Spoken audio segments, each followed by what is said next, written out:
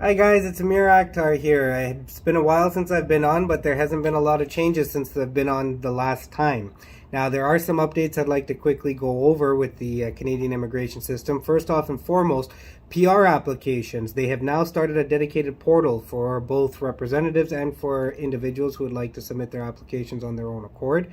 It's a very good system. I've used it. I've put a few applications through it now, and very user friendly. I feel like it's going to be a good new change to the immigration system where the PR applications are concerned. They did have a pilot project testing for certain types of applications, but now all applications under that pilot program will continue running this way. It will have to be done online. So spousal sponsorships, economic-based PR programs, humanitarian and compassionate consideration ground-based applications, permanent resident applications for refugee claimants. So it looks like everything PR related now will be on an online basis. Another update that I'd like to bring you guys up to speed on are students. If you've not already heard this, students are now allowed to work full-time hours. So prior to a few days ago, students who came to Canada, their student visas inherently had a open work permit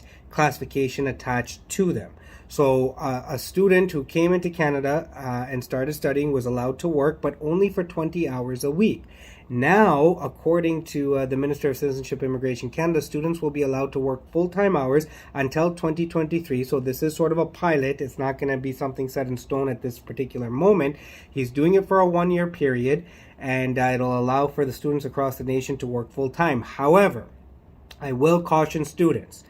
Now that you're being given the ability to work full-time, 40 hours a week, I cannot stress this enough. Concentrate on your studies. I mean, it may sound great that you can make extra money, maybe help out your parents, support your education, and all these things, which is a big deal, and I understand that. Students do need money. I mean, students who are local to Canada, Canadian citizen permanent residents, who get access to OSAP and other benefits, do still have to work to make their basic needs.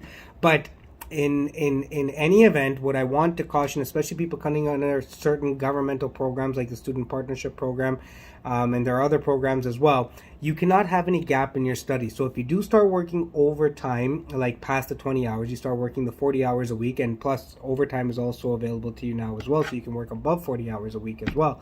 However, keep in mind that your studies cannot fall behind, because if you fail a course and there's any gap in your studies, right, you will then lose your opportunity to get an open work permit, right, under the postgraduate work permit category.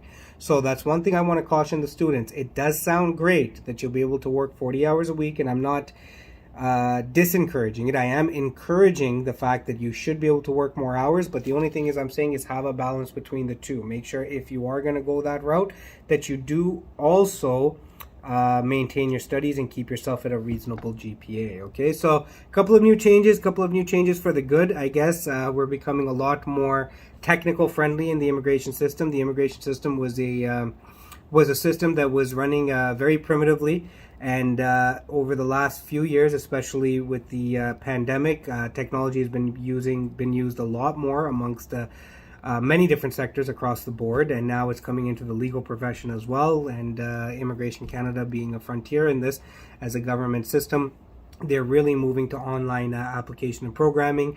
This is really good in the sense that clients will be able to see a more up-to-date status of their application. Everything will be right there in front of you online.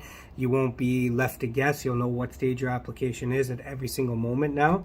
And for students, you're able to work more than 20 hours a week. So we got some bonuses coming forward in the new year. So I'm hoping this is a great year coming ahead for us for Immigration Canada, and 2023 hopefully will be better. Now, if you're liking my videos, you like the information that I put out there, please like, please subscribe, and pay attention to the next video. I'll see you soon.